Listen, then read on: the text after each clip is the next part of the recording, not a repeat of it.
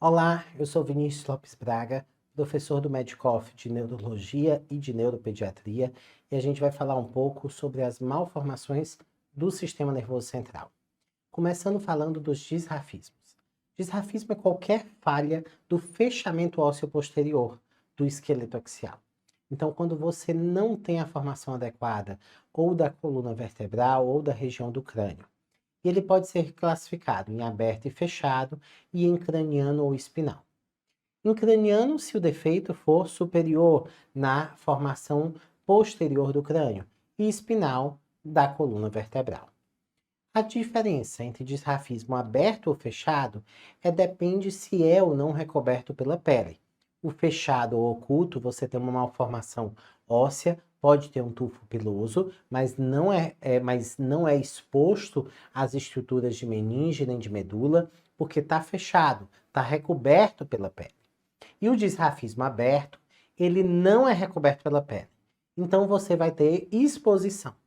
Dependendo do conteúdo exposto, classificamos os disrafismos abertos em meningocele, quando está só a meninge exposta, mielocele, quando está só a medula exposta, e mielomeningocele, quando a gente tem a meninge e a medula expostas, que é a forma mais comum de disrafismo aberto. E a encefalocele é quando a gente tem as meninges e o encéfalo expostos. Ainda das malformações do sistema nervoso central, a gente tem algumas malformações mais comuns de serem vistas em prova. A síndrome de Duane é a presença de um estrabismo congênito, porque você vai ter uma agenesia do nervo abducente. O nervo abducente é responsável pela abdução ocular, pelo olhar lateral. Então, com isso, o reto lateral, que é responsável por essa função, vai estar hipoplasiado. Você pode ter inervações anômalas da musculatura e pode ter retração do globo ocular na síndrome de Duane. A síndrome de Moebius é um contexto de paralisia facial, que na maioria dos casos é uni, mas pode ser uni ou bilateral, e oftalmoparesia. Sendo que da oftalmoparesia, novamente o nervo abducente é o mais acometido. A malformação de Dandy-Walker é caracterizada por uma tríade. 3 coisas que a gente precisa lembrar. Alteração do verme cerebelar, ou está hipoplasiado, ou está com a agenesia do verme cerebelar. Presença de dilatação do quarto ventrículo e aumento das dimensões de fossa posterior. A principal complicação do Dandy-Walker é cursar com hidrocefalia. Na holoprosencefalia, a gente tem um conjunto de malformações por dificuldade na separação dos hemisférios cerebelares. Com isso, a gente tem sempre a ausência do septo pelúcido e de estruturas medianas. A depender do grau e da gravidade dessa holoprosencefalia, vão estar fundidas as estruturas do diencéfalo, dos núcleos da base, entre outros. Quanto mais grave, mais dismorfismos faciais. Então eu posso ter ciclopia, eu posso ter uma probóscide única, dependendo do grau de acometimento dessa holoprosencefalia.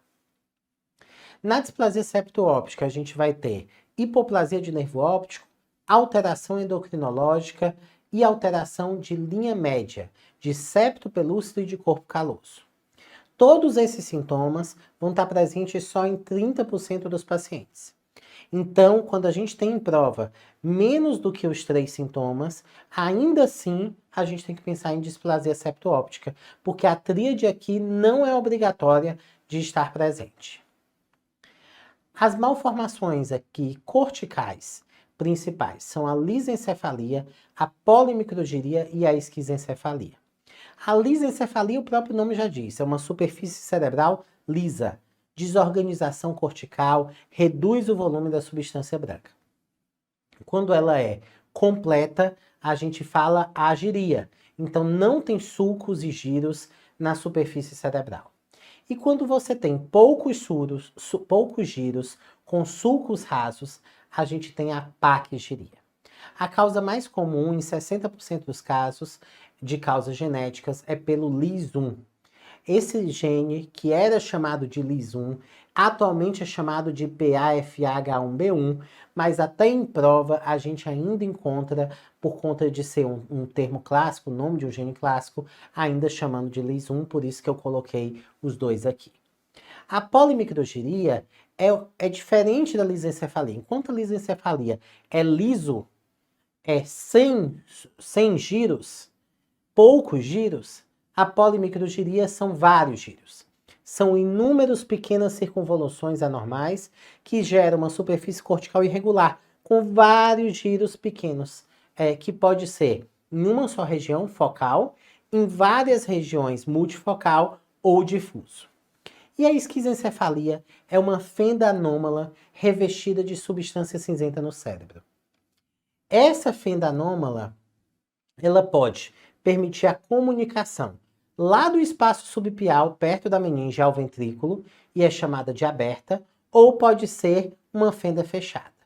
E a esquizencefalia pode ser de um lado só, unilateral, ou bilateral. Das malformações de meninges, agora, e da junção crânio-cervical. A gente tem as malformações de Chiari, em que existem anomalias anatômicas do cerebelo, tronco e da junção crânio-cervical. E o Chiari 1 é a forma mais comum, em que você só herniou a tonsila. O Chiari 2, a gente tem que lembrar que é o deslocamento da tonsila cerebelar e do verme cerebelar através do forame magno, geralmente associado à mielomeningocele. A mielomeningocele associada ao deslocamento da tonsila, que é a malformação de Chiari 2, é chamada de malformação de Arnold-Chiari. Os cistos de aracnoides são cistos intraaracnoideos preenchidos por líquor, que não tem comunicação com o sistema ventricular, tem uma evolução benigna e geralmente é causado pelas falhas da fusão de meninges embrionárias. Raramente não é congênito.